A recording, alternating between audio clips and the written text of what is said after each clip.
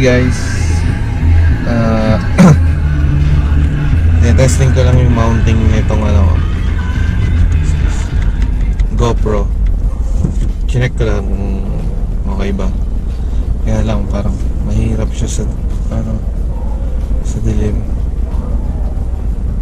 Hindi masyado makita. Hindi kaya nitong yung dome light. So yun lang, testing lang.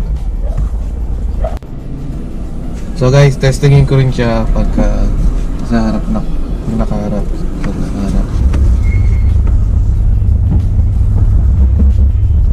Seems okay naman.